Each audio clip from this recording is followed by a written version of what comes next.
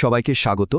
নবম দশম শ্রেণীর আইসিটি ক্লাসের অংশ হিসেবে আমরা আজ থেকে পাইথন প্রোগ্রামিংয়ের দারুণ এক জগতে প্রবেশ করছি। তো চলো শুরু করা যাক কোডিংয়ের দুনিয়ায় আমাদের প্রথম এবং সবচেয়ে মজার এই যাত্রাটা। আচ্ছা, কখনো কি মনে হয়েছে যে ভবিষ্যতে টেকনোলজি যদি নিজেদের হাতে গড়া যেত?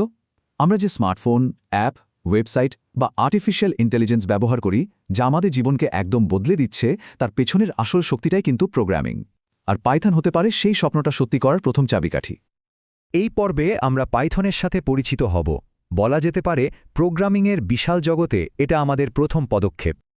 আজকের এই আলোচনায় আমরা মূলত ৩টে প্রশ্নের উত্তর খুঁজব। পাইথন জিনিসটা আসলে কি, কে এটা তৈরি করেছেন, আর সবচেয়ে জরুরি যে প্রশ্নটা, ছাত্রছাত্রীদের জন্য পাইথন শেখা কেন এত দরকারি। তো একদম প্রথম প্রশ্নে আসা যাক, পাইথন আসলে কি? আজকে টেকনোলজির পেছনে যে ভাষাটা কাজ করছে, চলো সেটাকে একটু কাছ থেকে দেখি। সহজ করে বললে পাইথন হলো একটা হাই লেভেল আর জেনারেল পারপাস প্রোগ্রামিং ল্যাঙ্গুয়েজ। এখন হাই লেভেল মানে হলো এর কোডগুলো প্রায় আমাদের মুখের ভাষার মতোই, যা বোঝা আর লেখা অনেক সোজা। আর জেনারেল পারপাস এর মানে হলো এটা দিয়ে প্রায় সব ধরনের কাজই করা যায়, ছোট্ট একটা গেম বানানো থেকে শুরু করে বিশাল কোনো ডেটা ম্যানেজমেন্ট পর্যন্ত। এর কোড লেখার নিয়মগুলো এতটাই সহজ যে মনে হবে যেন ইংরেজিই পড়া হচ্ছে। ঠিক এ কারণেই যারা নতুন শুরু করছে তাদের জন্য এটা দারুণ একটা ভাষা। আর এই সহজ হওয়ার কারণেই কিন্তু পাইথন এতটা শক্তিশালী। যেমনটা এখানে দেখা যাচ্ছে, web development, data analysis, artificial intelligence বা অটোমেশনের মতো আধুনিক প্রযুক্তির প্রায় সব ক্ষেত্রেই পাইথনের ব্যবহার। আমরা যে ইনস্টাগ্রাম বা ইউটিউব ব্যবহার করি, তার পেছনেও কিন্তু পাইথনের একটা বড় ভূমিকা আছে।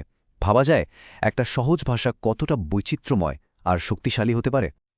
আচ্ছা, প্রত্যেকটা অসাধারণ সৃষ্টির পেছনে তো একজন স্রষ্টা থাকেন, তাই না? চলো এবার জেনে নিই এই বিপ্লবী ভাষাটার পেছনের মানুষটাকে, আর এর পেছনের গল্পটাই বাকি। পাইথন তৈরি করেন গুইডো ভ্যান রস্যাম, একজন ডাচ প্রোগ্রামার। ১৯৯১ সালে তিনি এটা প্রথম সবার জন্য প্রকাশ করেন।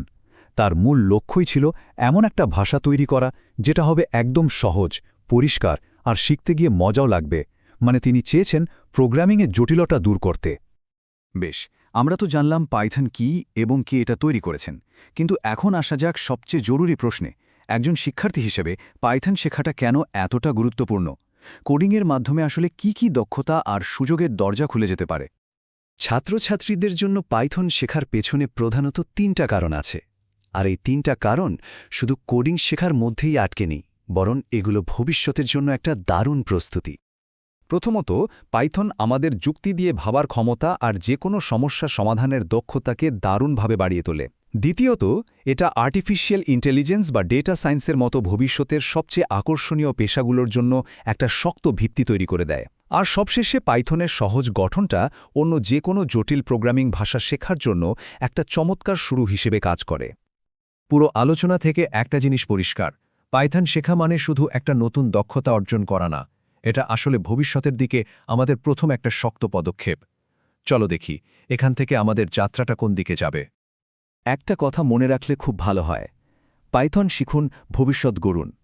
কারণ আজকের লেখা কোডের একটা লাইনই হয়তো আগামী দিনের কোনো যুগান্তকারী প্রযুক্তির ভিত্তি হয়ে উঠতে পারে। তাহলে আজকের আলোচনা এখানেই শেষ। আমাদের পরের পর্বে আমরা দেখব কিভাবে কম্পিউটারে পাইথন সেট করতে হয়, এবং তারপর আমরা একসাথে আমাদের জীবনের প্রথম প্রোগ্রামটি লিখব। ভবিষ্যতের নির্মাতা হওয়ার সেই যাত্রায় সাথে থাকার আমন্ত্রণ রইল।